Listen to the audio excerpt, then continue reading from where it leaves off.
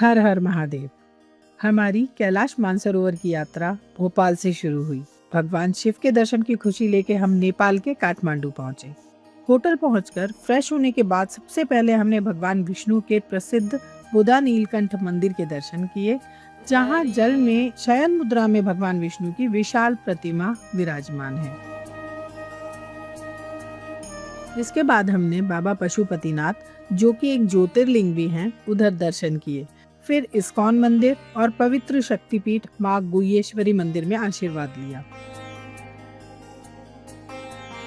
अगले दिन हेलीकॉप्टर से हम नेपाल बॉर्डर की ओर बढ़े और हिमालय के अद्भुत नज़ारे इस सफर को और भी यादगार बना रहे थे। नेपाल बॉर्डर में नेपाली इमिग्रेशन और चाइना इमिग्रेशन को क्रॉस करके हम बस से मानसरोवर की ओर बढ़े। रास्ते में पवित्र मानसरोवर झील के दिव्य दर्शन हुए और पहली बार कैलाश पर्वत को देखकर मन श्रद्धा से भर गया। मान्यता है कि मानसरोवर झील के ऊपर देवी देवताओं का दिव्य वास होता है और रात के समय यहाँ दिखाई देने वाले टूटते हुए तारे बेहद शुभ माने जाते हैं।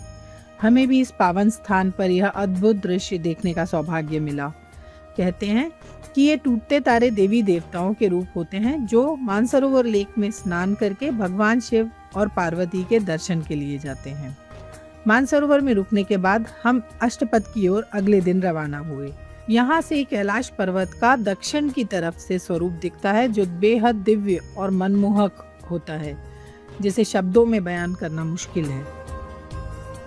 अगले दिन हम लोग बेस कैंप डेराफुक के लिए रवाना हुए और डेराफुक से हम लोग अगले दिन 4 किलोमीटर की बस से यात्रा करके यमद्वार पहुंचे, जहां पर हमें घोड़े मिलना थे या पोटर भी वहीं से उपलब्ध होते हैं। तो वहां से घोड़े लेकर हम लोग 3 घंटे की चढ़ाई घोड़े के द्वारा चढ़ के और फिर आगे के 3 घंटे हम लोग पैदल उतरे पूरा पहाड़ और बेस में पहुंचे। वहां से हम लोग 5 घंटे लगभग घोड़े के ऊपर प्लेन, थोड़ा ऊंचा थोड़ा नीचे रास्ते पर चलते हुए अपने कैंप में पहुंचे, जो कि जुथुलफुक में था।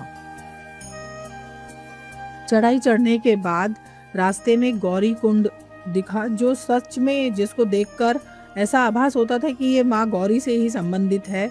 उसमें जो डिवाइन पानी का रंग और ओम की आकृति उभरी हुई अपने आप ही स्वतः ही दिव्य दर्शन दे रही थी।